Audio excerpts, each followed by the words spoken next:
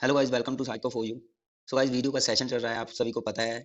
और बार बार वही चीज़ें नहीं दोहराई जाएंगी कि हम कर क्या रहे हैं। सो आपको पता ही है कि वही एनटीटी की पोस्टेज हैं जो पंजाब में आई थी। सो प्री प्राइमरी टीचर्स का जो एग्ज़ाम होने वाला है उसके रिगार्डिंग जो साइकोलॉजिकल सेक्शन है, सो उसको हम डिटेल में डिस्कस कर रहे हैं।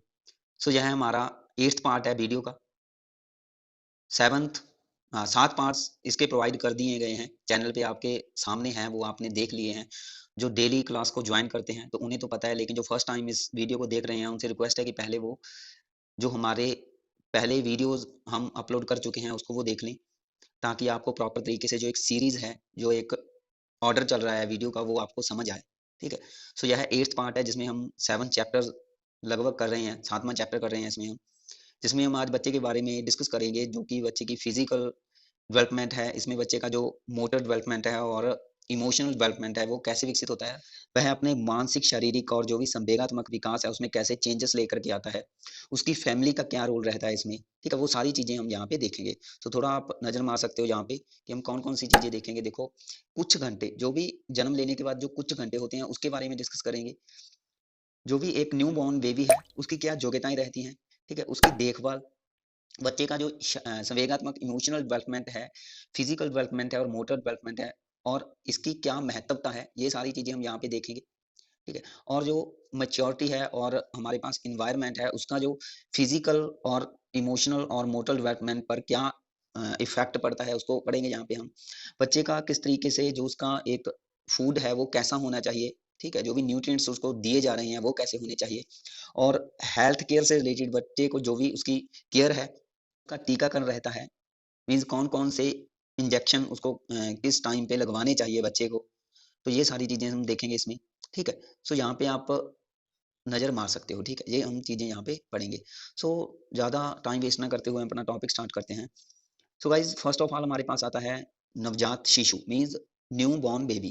तो इसके लिए हमारे पास यहाँ पे एक टर्म दी गई है जिसको बोलते हैं न्यूनेट, ठीक है? सो न्यूनेट ये आप टर्म है, ये याद रखोगे, न्यूनेट, जो कि न्यू बॉर्न बेबी के लिए यूज होती है, ठीक है।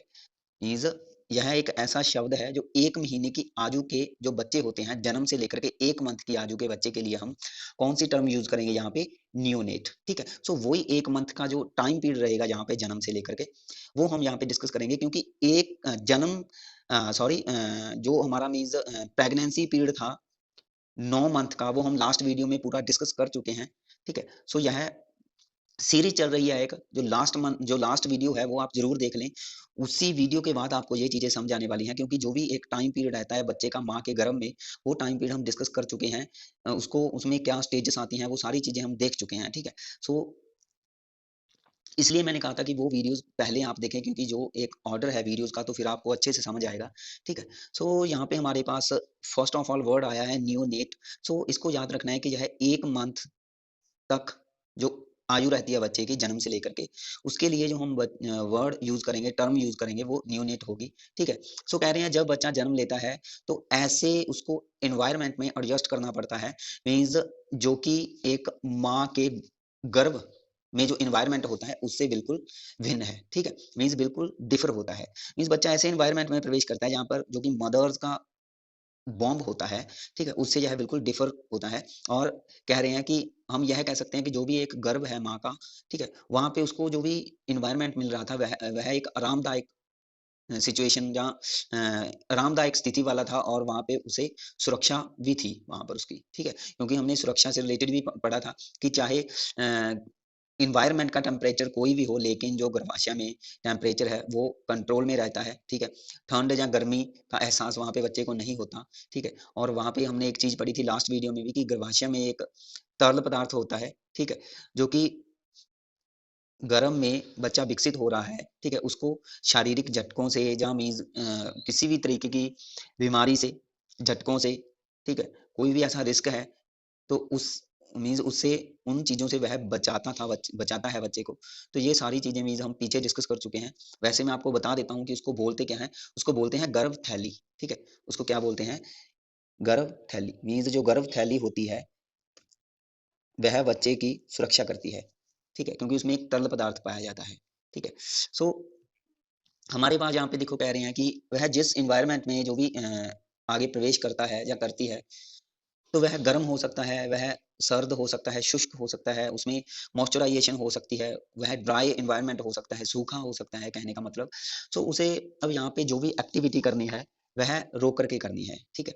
सो कह रहे हैं कि बच्चा स्टार्टिंग में रोता ही है। सो सिंपली मैं आपको बता दूँ कि भई रोना यह एक ऐसी क्रिया है बच्चे की, ठीक है? जो बच्चे की भाषा का ही एक संकेत होता है, ठीक है? क्योंकि रोने के द्वारा ही वह बच्चा अपने आप को एक्सप्रेस करता है कि भई उसे भूख लगी है या उसे किसी पेन को वह फ़ील कर रहा है, वो किसी तरीके का पेन हो रहा है, ठीक है?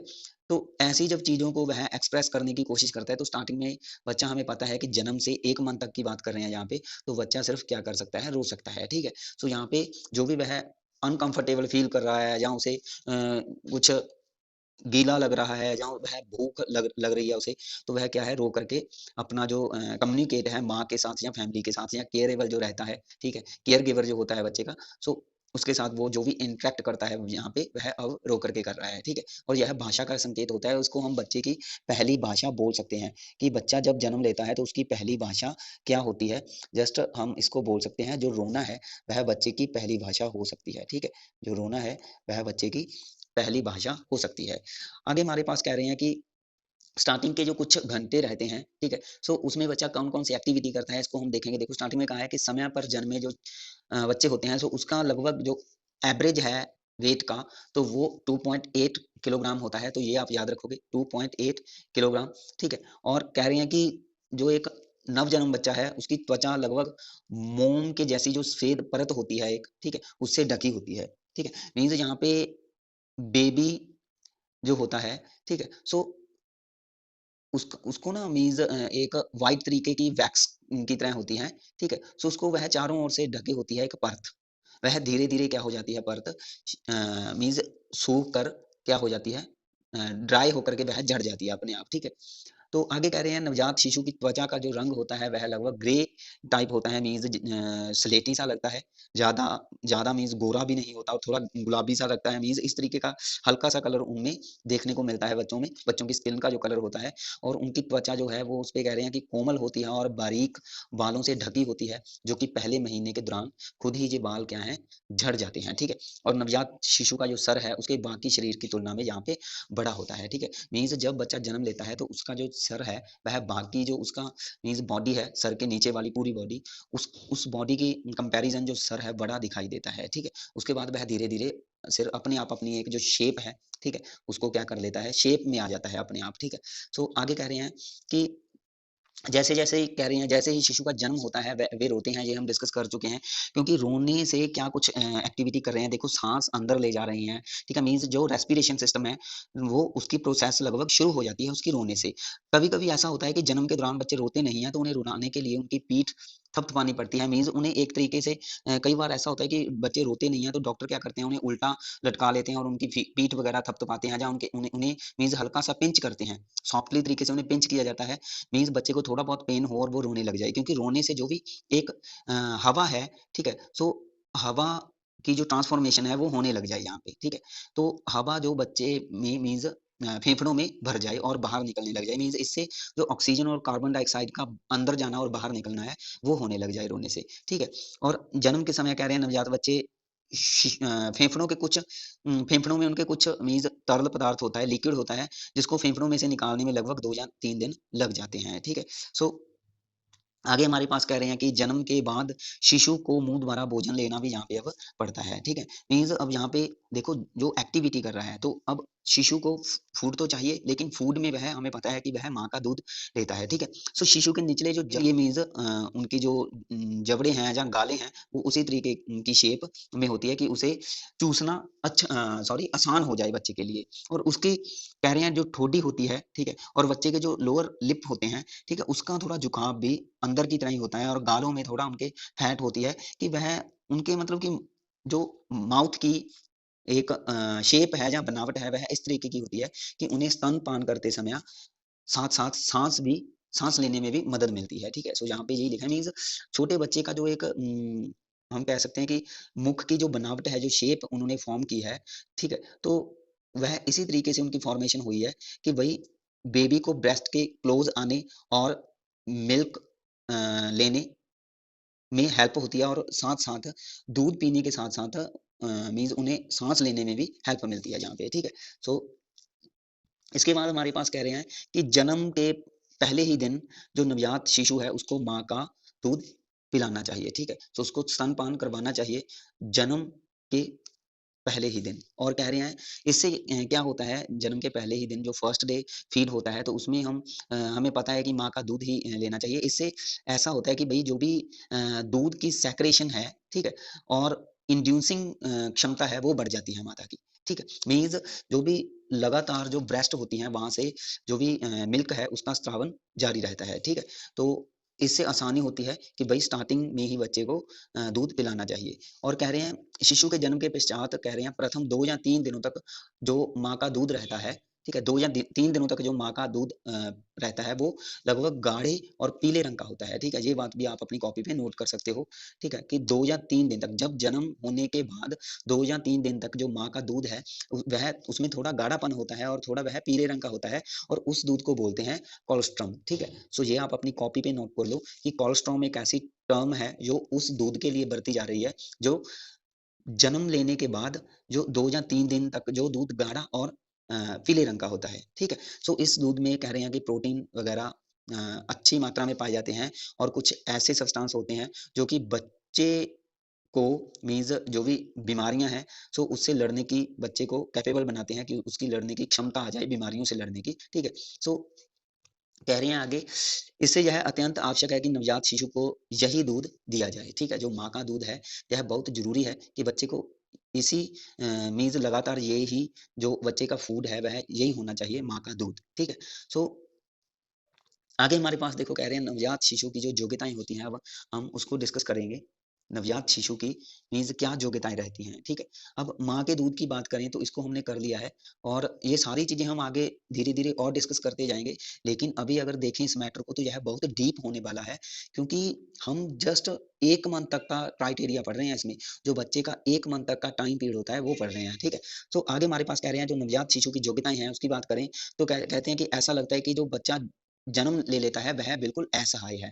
लेकिन एक्चुअल में ऐसा नहीं होता, बच्चा असहाय नहीं होता। उसमें कुछ जन्मजात ऐसी योग्यताएँ होती हैं जो पहले से ही विकसित होती हैं, ठीक है? ऐसी योग्यताएँ जो पहले से ही विकसित होती हैं, ठीक है? और वह कह रहे हैं नए वातावरण को वे जो योग्यताएँ होती हैं वे बच्चे में जो भी मीन्स कुछ गुण आए हैं जन्मजात, वे ऐसे गुण हैं जो बच्चे को वातावरण में एडजस्टेबल बनाते हैं और वातावरण को पहचानने की, जानने की, समझने की, ठीक है? और उसमें एडजस्ट करने की योग्यता बच्चे को योग्य बनाते हैं, मीन्स हेल्प करते हैं, ठीक है?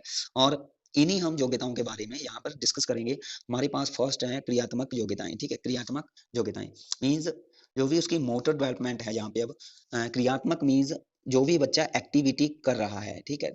सो क्रियात्मक एक मोटर एबिलिटीज़ हो सकती हैं, ठीक है? इसको हम मोटर एबिलिटीज़ बोल सकते हैं।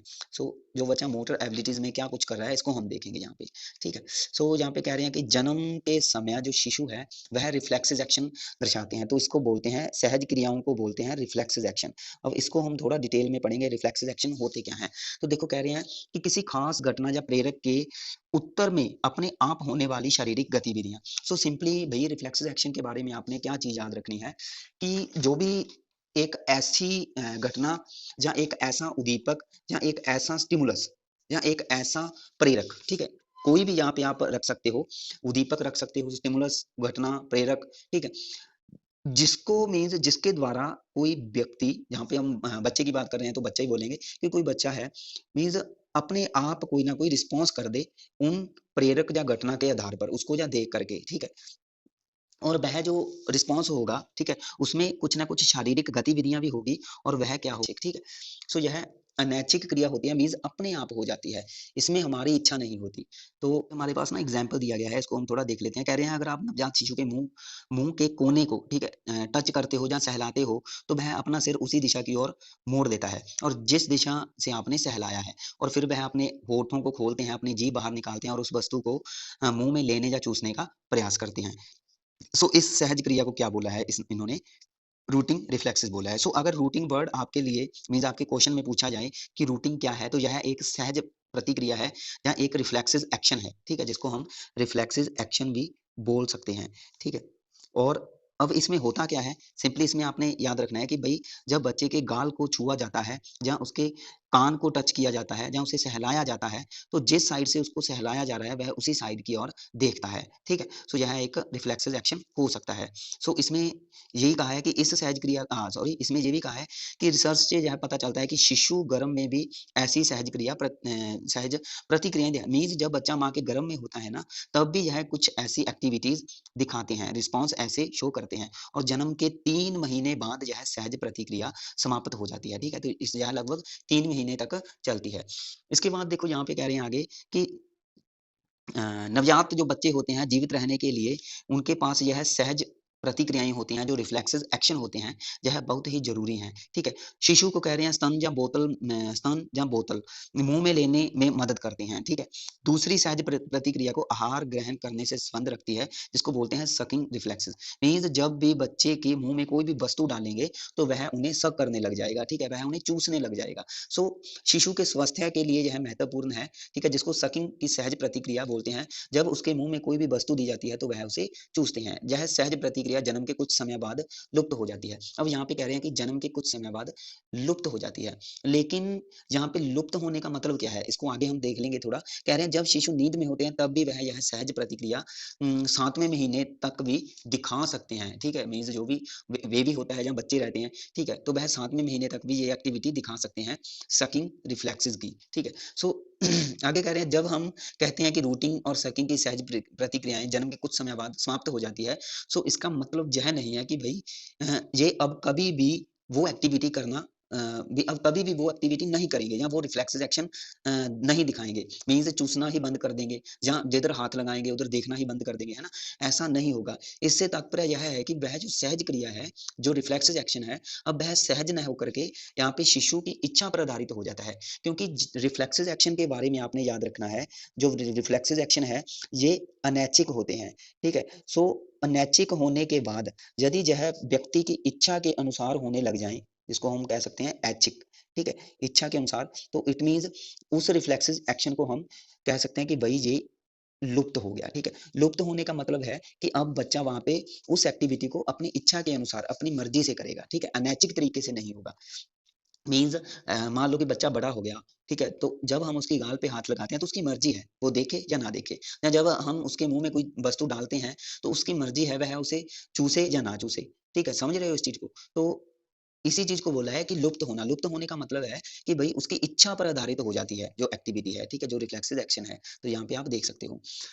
तो इसी को बोलते हैं स्वैच्छिक नियंत्रण, ठीक है? इसी को बोलते हैं स्वैच्छिक नियंत्रण मीन्स वॉलंटरी कंट्रोल, ठीक है? सो आगे यहाँ पे हमारे पास देख लेते हैं क्या दिया है। आगे देखो कुछ ना सहज रिफ्लेक्सिव एक्शन आए हैं हमारे पास। सो इसको हम थोड़ा देख लेते हैं रिफ्लेक्सिव एक्शन को। सो यहाँ पे हमारे पास फर्स्ट आया है रूटिंग, रूटिंग को हमने पढ़ लिया, सकिंग को भी हमने पढ़ लिया और आगे है स्वेलिंग, ठीक है? सो कुछ ना कुछ निगलना। तो कह रहे हैं चूसने के पश्चात शिशु कुछ ना कुछ निगलते हैं। सो जन्म के समय यह होती है और बाद में ये भी लुप्त हो जाती है, मीन्स स्वैच्छिक हो जाती है, ठीक है? ग्रास्पिंग में देखो कह रहे हैं जब शिशु की हथेली पर कोई वस्तु रखकर थोड़ा दबाव डाला जाता है, तो वे वस्तु के चारों ओर अपनी उँगलियों को मोड़ लेते हैं, ठीक है? तो ग्रास्पिंग इसको बोलते हैं कि भई जब वस्तु के द्वारा शिशु की हथेली पर दबाव दिया जाता है, ठीक है? तो वह वस्तु के चारों ओर उसकी उँगलियाँ अपने आप जब मुड़ जाती है, तो इसको बोलते हैं ग्रास्पिंग। तो इसमें कहा है कि 4 लगभग 6 महीने के जहाँ बच्चे को भी इस प्रतिक्रिया को कर गर्भ में भी इस प्रतिक्रिया को करते हुए आपने देखा होगा, ठीक है? और 9 महीने के गर्भ में यह प्रतिक्रिया प्रबल होती है और जन्म के 2-3 महीने के बाद यह समाप्त हो जाती है, ठीक है? मीन्स जन्म से 2-3 महीने तक यह एक्टिविटी उनकी इच्छा के अनुसार हो जाती है, ठीक है? जो इसके पश्चात कह रहे हैं ग्रास्पिंग की जो रिफ्लेक्सेस एक्टिविटीज़ हैं, तो यह स्वैच्छिक हो जाती है, यह अनैच्छिक ना होकर के ऐच्छिक हो जाती है, मीन्स उनकी इच्छा के अनुसार हो जाती है, उन पे वह अपना कंट्रोल करने लग जाते हैं। आगे हमारे पास है बेमेंस्की, आगे जो टर्म यूज़ हुई है रिफ्लेक्सेस एक्शन में, वो है बेमेंस्की। इसमें कह रहे हैं अगर आप नवजात शिशु के पैरों के तलवे को सहलाएँ, तो वो पहले अपने पंजे और पाँव की उँगलियों को फैलाएँगे और फिर उन्हें मोड़ देंगे, ठीक है? मीन्स जब उनके पैरों के तलवे को सहलाया जाता है, जहाँ उसको टच किया जाता है, तो अपनी पंजे को या उँगलियों को वह फैला कर के मोड़ लेते हैं। तो कह रहे हैं कि यह 4 से 6 महीने के गर्भ में भी यह रिस्पॉन्स देखा जा सकता है और जन्म के बाद 12 से 18 महीने तक मीन्स 1 साल से 1.5 साल तक बच्चे की जो है जो रिस्पॉन्स है जो है क्या है रुक जाता है। उसके बाद लुप्त हो जाता है मीन्स उसकी इच्छा के अनुसार होने लग जाता है। नेक्स्ट टर्म है हमारे पास यहाँ पे मोरो, ठीक है? सो इसको आप देख सकते हो मोरो कह रहे हैं तेज आवाज़ सुनने पर किसी तरह की शारीरिक झटका सा महसूस होता है, ठीक है?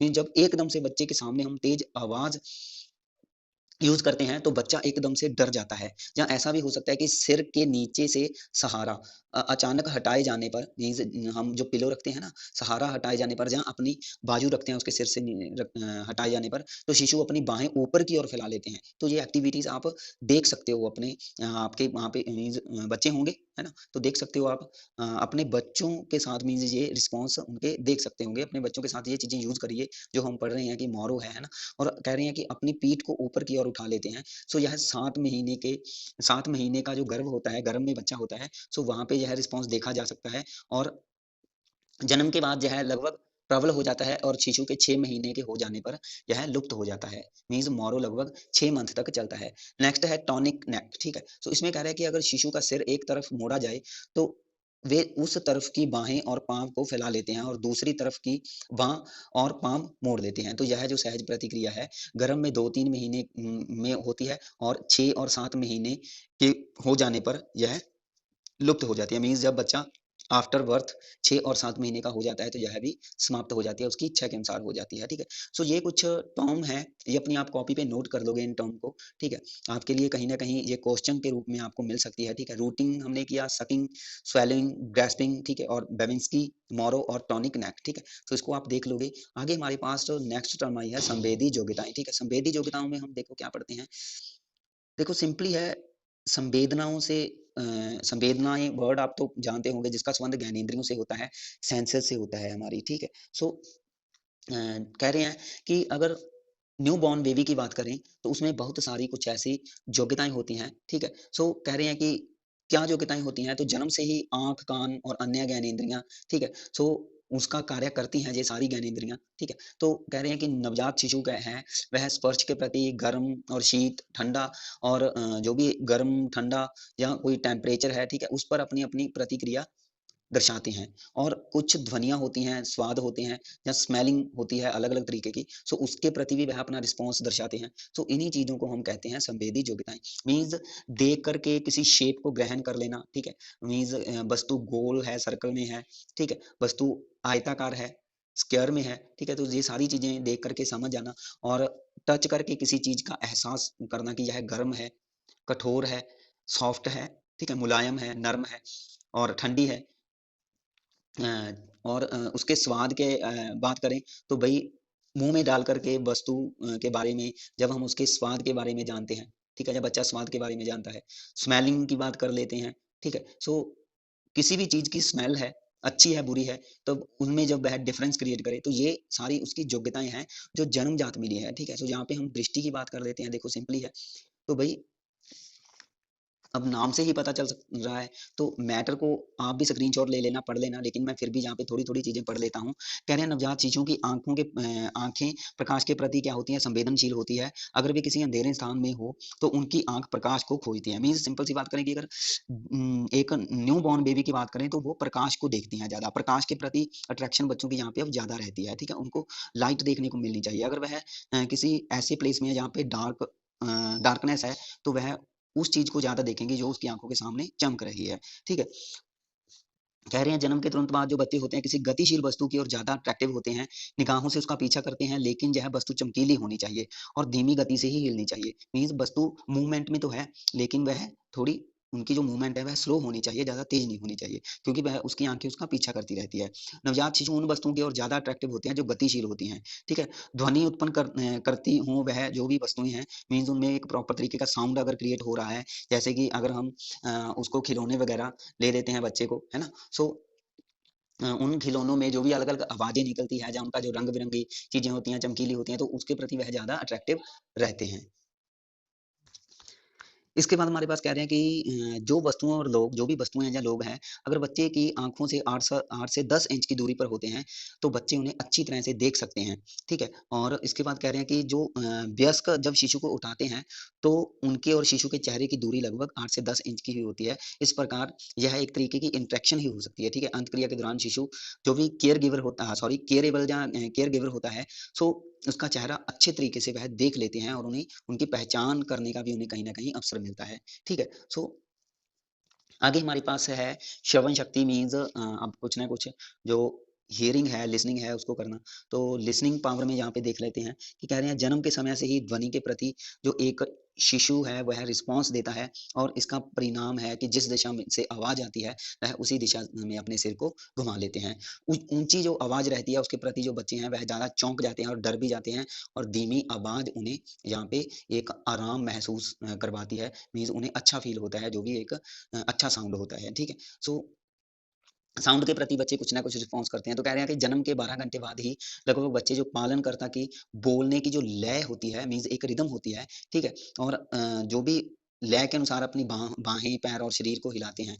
मीन्स यहाँ पे जब भी कोई केयर गिवर रहता है, जब उसकी फैमिली में उसकी मदर है, तो जब बच्चे के साथ वह 12 घंटे के बीच का यह टाइम पीरियड बताया गया है कि जब बच्चे के साथ वह कुछ बोलती है, ठीक है? सो वहाँ पे क्या है कि बच्चे एज़ ए रिस्पॉन्स अपने जो बाहें हैं या पैर हैं या अपने शरीर के कोई भाग हिलाते हैं। सो आगे हमारे पास है टेस्ट, स्मेल और टच करने की जो बच्चे में योग्यता होती है। तो कह रहे हैं कि टेस्ट और स्मेल की जो सेंसेस हैं, ठीक है? वह न्यूबॉर्न बेबी में लगभग विकसित ही होती हैं, और जो न्यूबॉर्न बेबी है उसमें 4 मूल जो स्वाद हैं, मीठा, खट्टा, नमकीन और कड़वा, ठीक है? उसमें अंतर कर लेने की भी योग्यता आती है, ठीक है? और कहते हैं कि रिसर्च से पता चला है कि जो भी न्यूबॉर्न बेबी है वह अन्य स्वाद की अपेक्षा मीठी चीज़ों को ज़्यादा पसंद करते हैं, क्योंकि जब कह रहे हैं कि सादे पानी की बोतल की अपेक्षा उसे निप्पल को अधिक वह चूसते हैं। उन्हें क्योंकि उसमें से मीठा पानी वगैरह मिलता है, ठीक है? और नमकीन पानी दिए जाने पर वे चूसना कम कर देते हैं। और सूंघने की ज्ञानेंद्रियों को सवाल रहता है कि जन्म के पहले दिन ही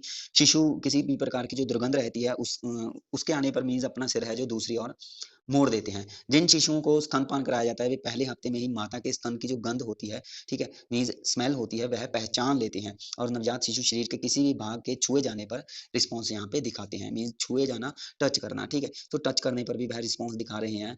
किसी तरीके की आने पर, स्मेल आने पर भी वह रिस्पॉन्स दे रहे हैं, ठीक है? तो ये सारी चीज़ें क्या है, टेस्ट, गंध और स्पर्श में आती हैं हमारे पास। आगे हमारे पास है नवजात शिशु की जो कि रूटीन एक्टिविटी है, उसको हम डिस्कस करेंगे, ठीक है? सो मीन्स चाहे आप 1 घंटे की मान लें, 12 घंटे की मान लें या 30 दिनों की मान लें, क्योंकि हम 30 दिनों का टाइम पीरियड यहाँ पे डिस्कस कर रहे हैं।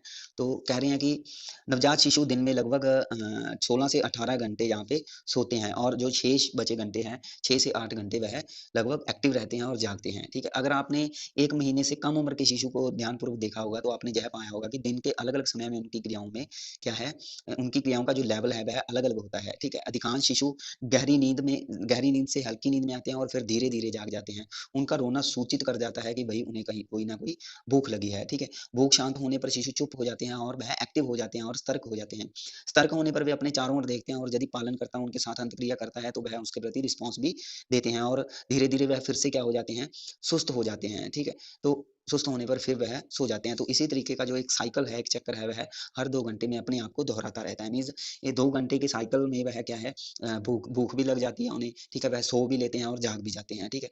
तो ये सारी चीज़ें यहाँ पे चल रही है उनकी रूटीन एक्टिविटी में। उसके बाद कह रहे हैं, यहाँ पे थोड़ा देख लेते हैं कि जो नवजात शिशु होते हैं उसमें कई सामान्य व्यवहार भी देखे जाते हैं। आपने इनमें से कुछ के बारे में पिछले भागों में, हमने पिछले मीन्स जो भी वीडियोज़ हैं उनमें भी पढ़ा होगा कि जो भी यह कुछ नॉर्मल सा बिहेवियर रहता है बच्चे का, जैसे कि भूख लगने पर रोना, तो स्तनपान करते हैं, गतिशील वस्तुओं को की नज़रों से, जो भी है हमने पीछे अभी डिस्कस किया, ठीक है? सो उनकी क्रियाओं का यह एक विशेष क्रम होता है। नवजात शिशु की अब देखभाल की बात करते हैं कि भई उसमें किस तरीके की केयर रहती है यहाँ पे। तो देखो कह रहे हैं कि शिशु एक-दूसरे से भिन्न होते हैं, ये तो पता है कि आपको इंडिविजुअल जो डिफरेंसेस है, ठीक है? वो सभी में होते हैं।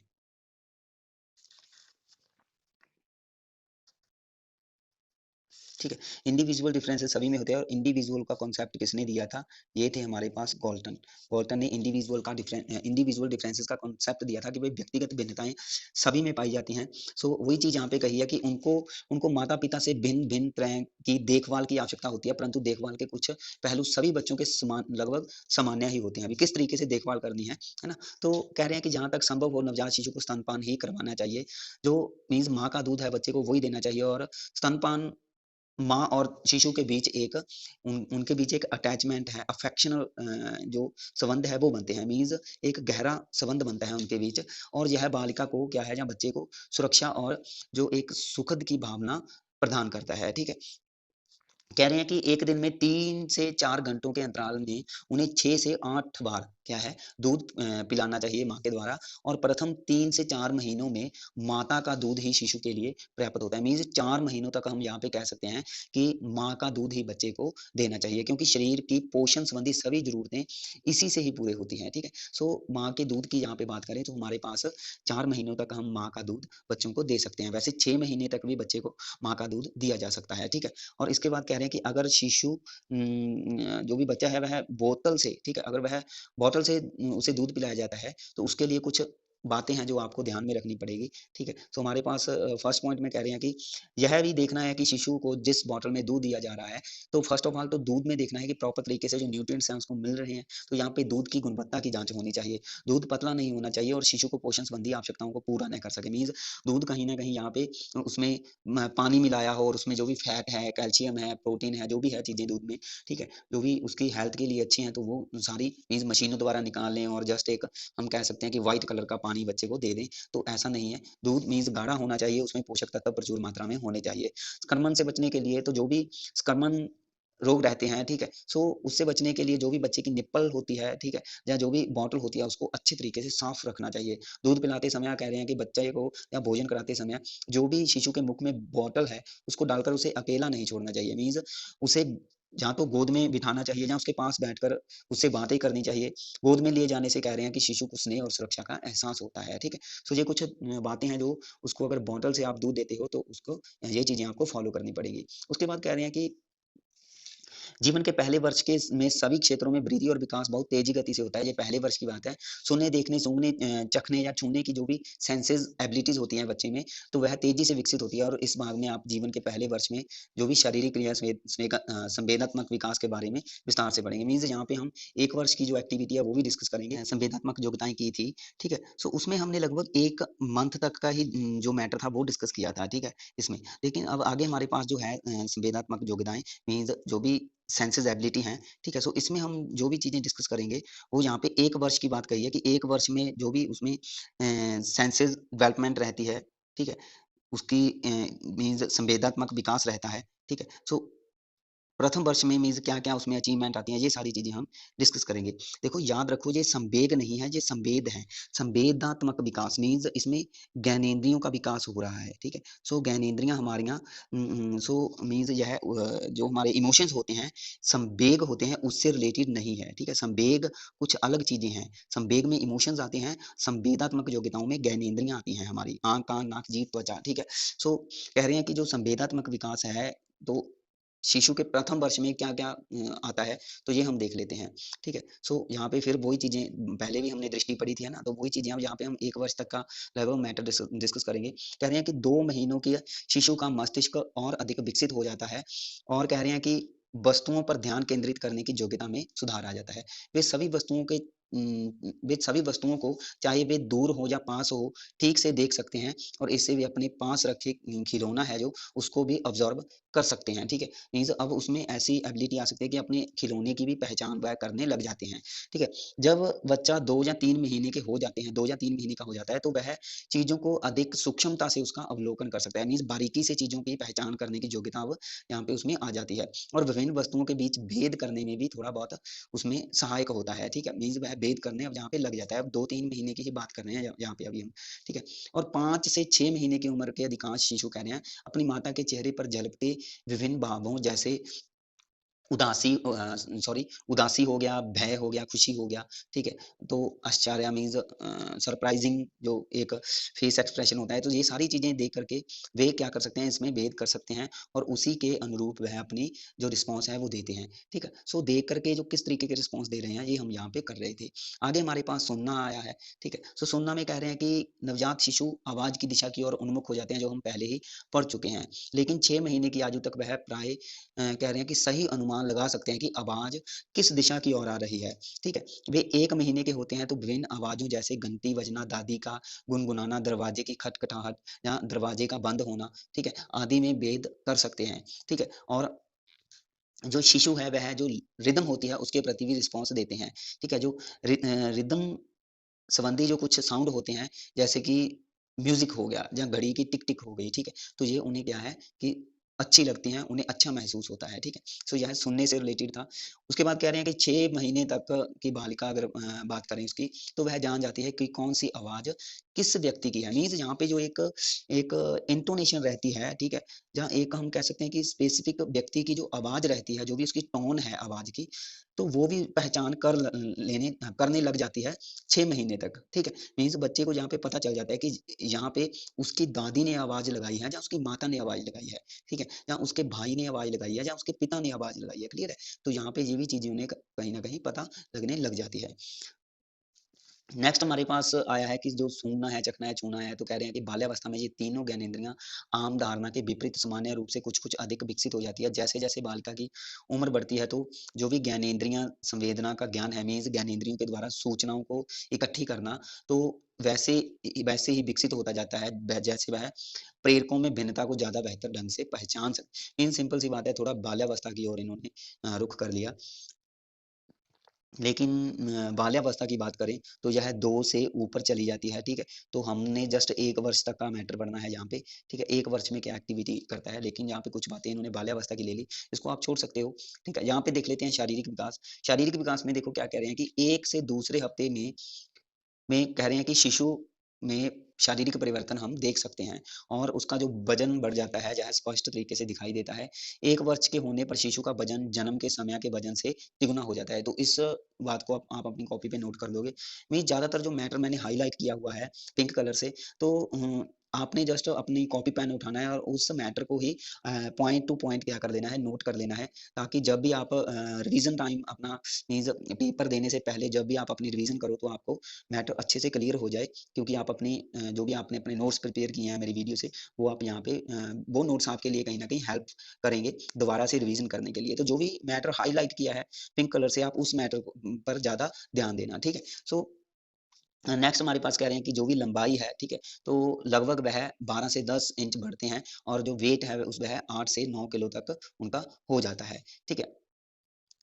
आगे हमारे पास कह रहे हैं कि पहले वर्ष में जो शरीर के आकार और अनुपात में लगभग चेंजेस होते हैं। नवजात शिशु का जो सिर है वह बड़ा और कंधे कम चौड़े और टांगे छोटी होती है, लेकिन प्रथम वर्ष में जैसे जैसे टांगे और धड़ धड़ है जो उसकी वह बढ़ते जाते हैं, तो शरीर अधिक उसका बैलेंस हुआ दिखाई देता है, ठीक है? जन्म के समय जो हड्डियां हैं वह कोमल और जो लचीली होती हैं, मीन्स जो कार्टिलेज हैं, ठीक है, वे सख्त हड्डियों में मीन्स कन्वर्ट हो जाती है। सिंपल है कि भाई शिशुअवस्था में वे हड्डियां सख्त हो जाती है और मसल्स का जो आकार है वो क्या है, थोड़ा बढ़ जाता है। क्रियात्मक विकास, अब देखो आता तो ये फिजिकल डेवलपमेंट ही है, मोटर डेवलपमेंट, लेकिन मोटर की बात करें तो जब हमारा शरीर कोई ना कोई शरीर गतिशील अवस्था में होता है, कोई ना कोई एक्टिविटी कर रहा होता है, तो इट मीन्स हम उस चीज को उसको बोलते हैं मोटर, ठीक है? मीन्स हमारी जो बॉडी है वह मूवमेंट में है, ठीक है? तो मोटर डेवलपमेंट में यहाँ पे अब हमने दो चीजें पढ़नी है, एक स्थूल क्रियात्मक कौशल और एक सूक्ष्म, ठीक है? स्थूल और सूक्ष्म, इसको इंग्लिश में बोलते हैं, एक होता है हमारे पास ग्रॉस मोटर स्किल, ठीक है? और एक आएगा हमारे पास फाइन मोटर स्किल, ठीक है? फाइन मोटर स्किल, ठीक है? ग्रॉस और फाइन मीन्स स्थूल और सूक्ष्म, तो ये हम यहाँ पे डिस्कस करेंगे। तो इसी से आपको क्वेश्चन देखने को मिल सकता है, इसको नोट कर लें। कह रहे हैं कि क्रियात्मक कौशलों के विकास की चर्चा लगभग यहाँ पे 2 भागों में की गई है, स्थूल और सूक्ष्म। स्थूल क्रियात्मक कौशल वे है जिसमें शरीर की बृहत या स्थूल मांसपेशियाँ, जैसे कि कंधे हो गए, मीन्स जो बृहत मीन्स बड़ी, जो शरीर की बड़ी मांसपेशियां हैं, हमारे जो बड़े मसल्स हैं, जब वो एक्टिव रहते हैं कोई ना कोई बॉडी मूवमेंट में, जैसे कि कंधे हो गया, कोहनी हो गया, ठीक है, हमारे कूल्हे हो गए, पीठ की मांसपेशियां हो गई, ठीक है, तो उनमें जो कोऑर्डिनेशन रहता है, वो सारी चीजें क्या है, हमारी स्थूल क्रियात्मक कौशल में आती है। जैसे कि यहाँ पे एग्जाम्पल दिया गया है कि जो चलने, भागने, ऊपर चढ़ते, फेंकने, पैर से धकेलने और पकड़ने की जो क्रिया है, वह किस में आती है, वह स्थूल मांसपेशियों का ही उदाहरण है। ठीक है, उसके बाद है हमारे पास सूक्ष्म कौशल। ठीक है, सूक्ष्म क्रियात्मक कौशल वे हैं जिनमें शरीर की छोटी मांसपेशियां, जैसे कि कलाई हो गया, ठीक है, कलाई होगी, हमारी उंगलियां की मांसपेशियां कार्य करती हैं, जैसे कि वस्तुओं को उठाना या पकड़ना,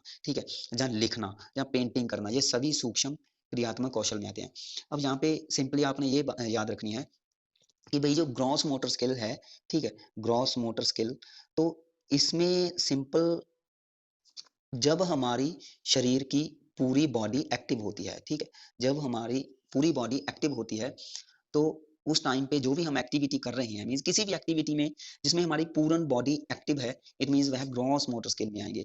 और फाइन मोटर स्किल में हमारी पूरी बॉडी एक्टिव नहीं होती, जस्ट हमारे कुछ अंग एक्टिव होते हैं, हमारी पूरी बॉडी यहाँ पे रेस्ट मोशन पे ही होती है। जैसे कि यहाँ पे मैं सिंपल, अगर आप बैठ करके लिख रहे हो, इट मीन्स यह फाइन मोटर स्किल में आता है। एक लड़की अपनी सहेली के हाथ पर मेहंदी लगा रही है, वह फाइन मोटर स्किल में आता है। ठीक है, या अगर एक लड़का साइकिल चला रहा है, तो वह ग्रॉस मोटर स्किल में आता है। ठीक है, सो यहाँ पे आपने एक एज ए एग्जाम्पल एक देखना पड़ेगा कि भाई एग्जाम्पल जब आप सुनते हो, तो उस एग्जाम्पल में जो बॉडी की एक्टिविटी है वो कितनी है, वो फुल बॉडी एक्टिव है हमारी, या भाई हमारी बॉडी के कुछ पार्ट्स का कोऑर्डिनेशन बन रहा है। जैसे लिखने में सिंपली बात करें तो आंखों और हाथों की कोऑर्डिनेशन होती है, जिसको बोलते हैं आई हैंड कोऑर्डिनेशन। ठीक है, अगर लिखने की बात करें, पेंटिंग की बात करें, या मेहंदी लगाना, जहाँ मोती पिरोना है ना, तो कुछ ऐसी चीजें हैं जिसमें आई हैंड कोऑर्डिनेशन हमारी होती है। ठीक है, सो ये क्या है, ये किस में आता है, ये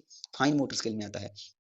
लेकिन दौड़ना, भागना, चढ़ना, साइकिल चलाना, ठीक है, छलांग लगाना, तो ये सारी चीजें किस में आती हैं, ग्रॉस मोटर स्किल में आती है। तो इसके एग्जाम्पल जब हम क्विज सेक्शन करेंगे, तो वहाँ पे इसके क्वेश्चन वगैरह ले आएंगे कि कैसे क्वेश्चन पूछे जाते हैं। ठीक है, आगे हमारे पास यहाँ पे कह रहे हैं कि प्रथम 3 महीने में शिशु अपनी पीठ या पेट के बल लेटे हुए होते हैं और अपने पैर हिला सकते हैं, वे अपनी शरीर को एक तरफ से दूसरी तरफ थोड़ा सा मोड़ सकते हैं। ठीक है, टॉनिक नेक जो सहज प्रक्रिया है, तो हमने पढ़ा था ना, टॉनिक नेक सहज प्रक्रिया, उसके कारण शिशु है जो अधिकतर उस दिशा में देखते हैं जिस दिशा में उनकी बाहें फैली होती है। ठीक है, तो ये सारी चीजें आप यहाँ पे देख लेना। उसके बाद कह रहे हैं किसी वस्तु को पकड़ने के लिए शिशु को हाथ की मांसपेशियां, जिसको कहते हैं सूक्ष्म मांसपेशियों का प्रयोग करना पड़ता है, और वस्तु तक पहुंचने में कंधे और कोहनी की मांसपेशियां मीन्स स्थूल मांसपेशियों की क्रिया का यूज करना पड़ता है। ठीक है, सो यहाँ पे जो हमारा विकास है वह केंद्र से बाहर की ओर शारीरिक विकास होता है। तो यह आपने जो भी प्रिंसिपल है उसमें पढ़े होंगे, डेवलपमेंट के जो प्रिंसिपल रहते हैं उसमें आता है। ठीक है, सेंटर टू पेरिफेरी इसको बोलते हैं। ठीक है, सेंटर टू पेरिफर, ठीक है, सेंटर टू पेरिफेरी डेवलपमेंट में प्रिंसिपल में आता है यह, कि जो विकास की पहले जो आंतरिक अंग है वो विकसित होते हैं, फिर बाहरी बॉडी में चेंजेस आता है। तो भाई आगे देखो, आगे हमारे पास कह रहे हैं कि 6 महीने के होने पर सामान्यतः जो बच्चे हैं वह स्वयं उठकर बैठ सकते हैं। 7 से 9 महीने के बीच शिशु अपने हाथों और घुटनों के बल पर चलना शुरू कर देते हैं।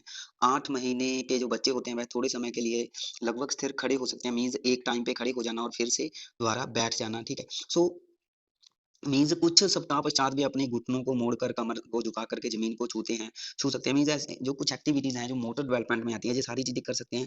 1 वर्ष के पश्चात कह रहे हैं कि किसी का हाथ पकड़कर वे आसानी से चल सकते हैं। कुछ शिशु 1 वर्ष के अंत तक बिना किसी सहारे के स्वयं ही चल सकते हैं, लेकिन ज्यादातर यह 13 से 15 माह की आयु में ऐसा करना पॉसिबल होता है। ठीक है, मीन्स हो सकता है, रेयर चांस हो सकते हैं कि 1 वर्ष तक वह बिना किसी सहारे से चल सकें, लेकिन अगर एवरेज के अकॉर्डिंग देखा जाए तो ज्यादातर बच्चे 13 से 15 माह की आयु में, मंथ की आयु में हम कह सकते हैं कि वह बिना किसी सहारे के चलेंगे। आगे हमारे पास कुछ शारीरिक, क्रियात्मक और संवेगात्मक जो विकास है इसकी महत्वता के बारे में कह रहे हैं।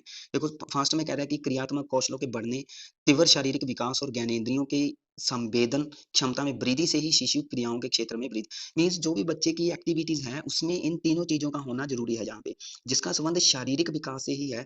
क्रियात्मक मोटर डेवलपमेंट होता है और मोटर डेवलपमेंट होगा तो शारीरिक विकास होगा, और ज्ञानेंद्रियां अच्छे तरीके से जो इंफॉर्मेशन है उसको कलेक्ट कर रही है, इंफॉर्मेशन करने की क्षमता है, तो भी मीन्स बच्चे की एक्टिविटी में या बच्चे की क्रियाओं में क्या है, क्रियाओं के क्षेत्र में वृद्धि आती है। ठीक है।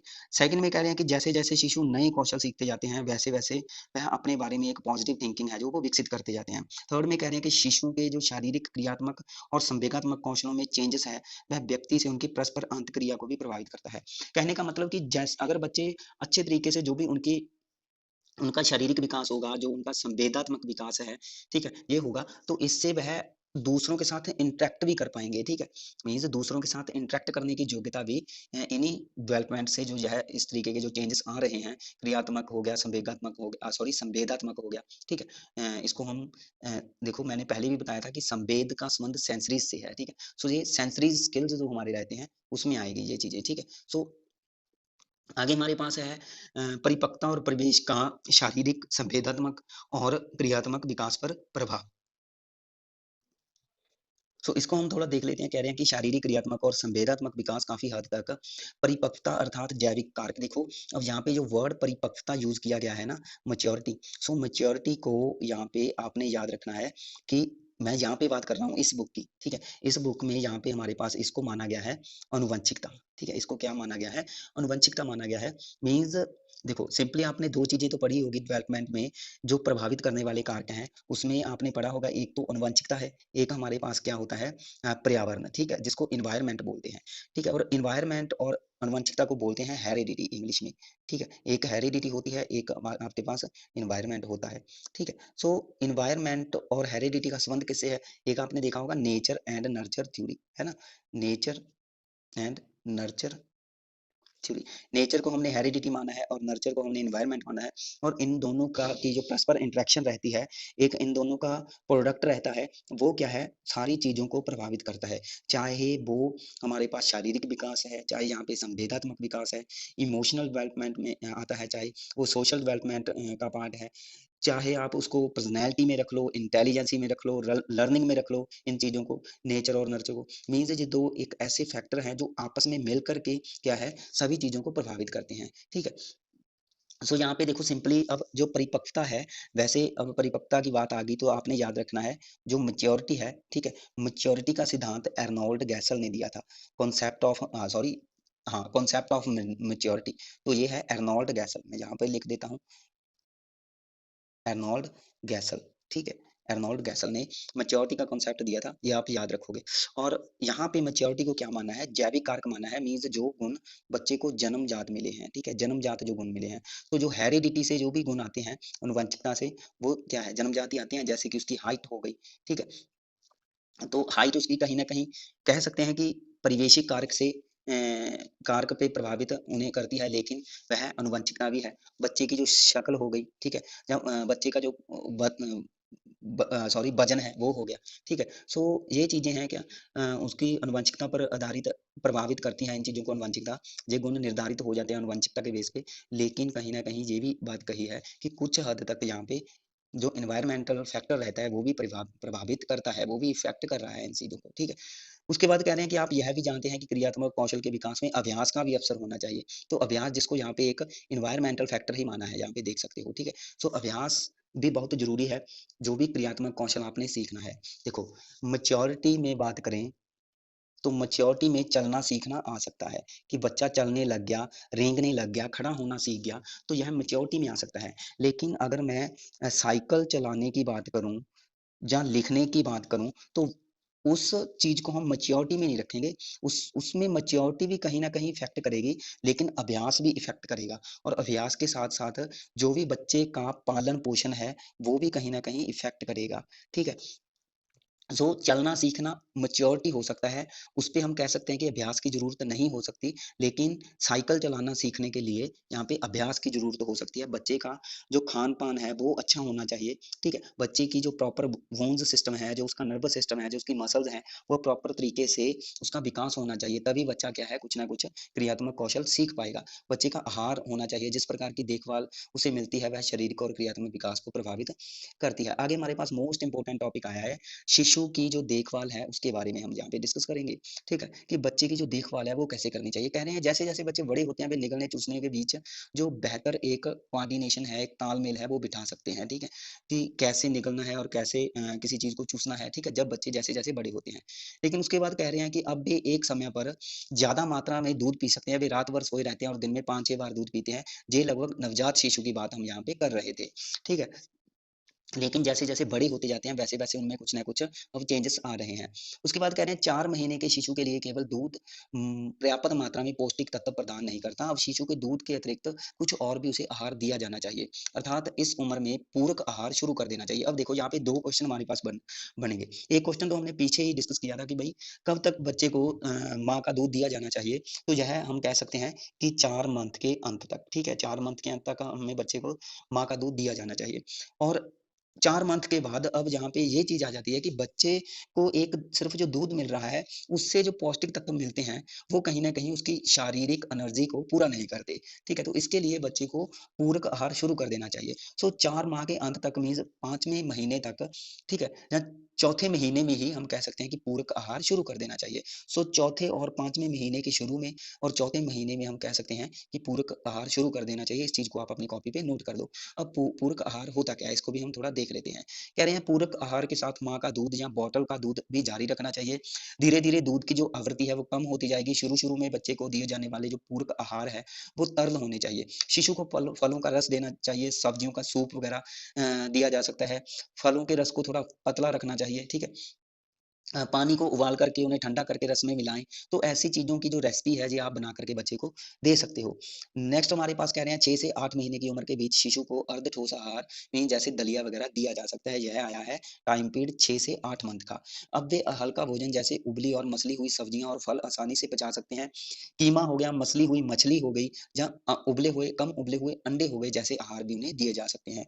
शिशु को अनाज या दालों का दूध में बना दलिया भी दिया जा सकता है। दलिये को पौष्टिक बनाने के लिए, ठीक है, उसमें मसली हुई सब्जियाँ वगैरह फल भी मिलाए जा सकते हैं। दिन में कम से कम 3-4 बार शिशु को पूरक आहार दिया जा सकता है। शिशु को माँ का दूध 12 से 15 महीने की उम्र तक भी दिया जा सकता है। अब ये चीज़ भी नहीं है कि भई 4 महीने तक अब बच्चे को पूरक आहार शुरू कर दिया तो उसको दूध दिया ही नहीं जाना चाहिए, ठीक है? मतलब कि शिशु को यहाँ पे ये भी चीज़ आप नोट कर लो कि 12 से 15 महीने तक मीन्स 1 साल लगभग 3 महीने की बात करें तो दूध माँ का दिया जा सकता है बच्चे को। इसी समय कह रहे हैं कि बच्चे के जो दाँत हैं वो भी निकलने शुरू हो जाते हैं, ठीक है? उसके बाद कह रहे हैं कि 8 से 12 महीने के बीच जो शिशु को पहले 2 दाँत जो निकल आते हैं, ठीक है? 1 वर्ष की उम्र में तक अधिकांश बच्चों के 6 से 8 दाँत निकल आते हैं।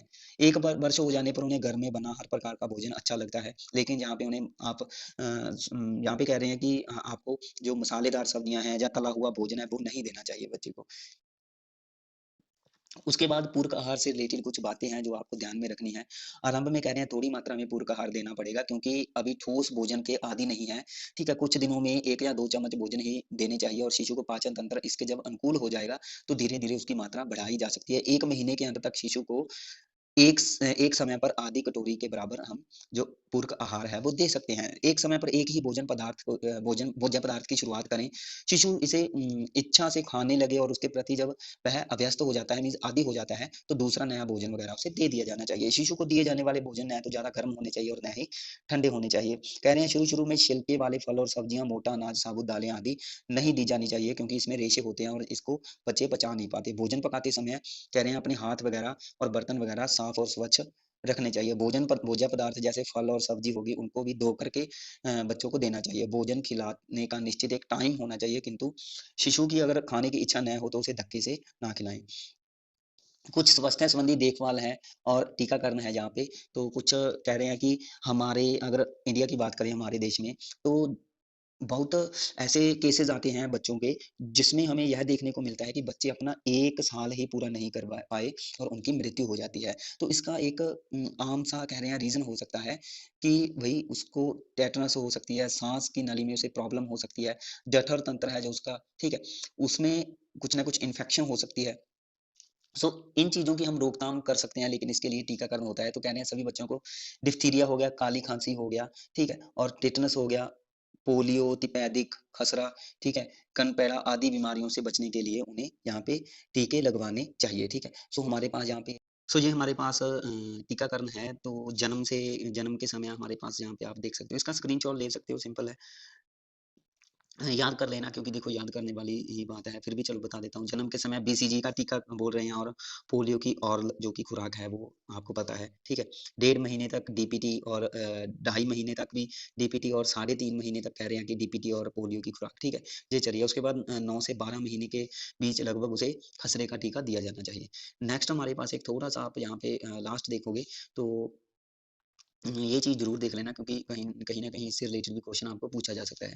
देखो कह रही है, एक आम-सी बीमारी है जिसकी देखभाल न करने पर जो कि एक घातक बीमारी सिद्ध हो सकती है, जिसको बोलते हैं अतिसार, ठीक है? इसको इंग्लिश में बोलते हैं डायरिया, ठीक है? तो यह एक डायरिया है। ठीक है? तो यह एक ऐसी बीमारी है, मीन्स जो कि घातक सिद्ध हो सकती है। तो अगर थोड़ी-सी हम सावधानी बरतने से कह रहे हैं कि इस बीमारी से बच सकते हैं, मीन्स थोड़ा-सा ही आपको ध्यान देना पड़ेगा कि कौन-सी चीज़ों के बारे में देखना है इसमें। तो कह रहे हैं कि इस बीमारी में बेसिकली होता क्या है देखो, इसके लक्षण क्या है, क्या सिम्पटम है इस बीमारी के?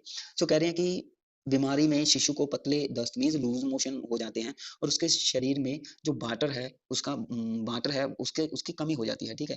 वाटर का लॉस हो जाना, और इसमें साल्ट और कुछ मिनरल्स हैं, उसकी भी कमी हो जाती है, ठीक है? सो इसके कारण एक डिहाइड्रेशन, या जिसको बोलते हैं निर्जलीकरण, ठीक है? जिसको बोलते हैं जल की कमी हो जाती है, जिससे कि क्या है कि सिंपली जो कह सकते हैं कि कहीं न कहीं बच्चे के लिए यह घातक सिद्ध हो सकती है, और इसकी इस बीमारी से बचने के लिए कह रहे हैं कि सिंपली घर में ही इसकी एक दवा तैयार हो सकती है, जिसको हम बोलते हैं जीवन रक्षक घोल, ठीक है?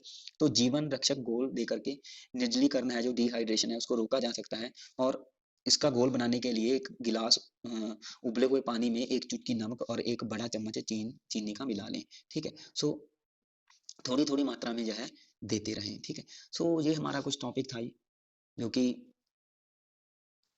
बच्चे की केयर से रिलेटेड था, बच्चे की कुछ एक्टिविटीज़ होती हैं, ठीक है? मोटर डेवलपमेंट हो गया, ज्ञानेंद्रियों का विकास हो गया, ठीक है? सो इसमें हम उसका क्या आहार रहता है, काफ़ी चीज़ें यहाँ पे हमने डिस्कस की हैं, ठीक है? कौन-कौन सी एक्टिविटी करता है, रिफ्लेक्सेस एक्शन किए हमने, ग्रॉस मोटर स्किल, ठीक है? फाइन मोटर स्किल किया, कुछ हमने रिफ्लेक्सेस एक्शन किए थे, रूटिंग हो गया, जैसे यहाँ पे देख सकते हो आप, ठीक है? सो इसको आप अपनी कॉपी पे, आई होप कि आप सभी लिख रहे होंगे अच्छे तरीके से, और जाते वक़्त आपकी रिवीज़न हो जाएगी। जैसे-जैसे टाइम मिलता जाएगा, वीडियो आपको मिलती जाएँगी, इसके क्विज़ सेक्शन कोशिश करेंगे इसका क्विज़ सेक्शन भी आपको प्रोवाइड करने की, ठीक है? सो देखते रहें वीडियो, और चैनल को सपोर्ट करते रहें। तब तक के लिए धन्यवाद।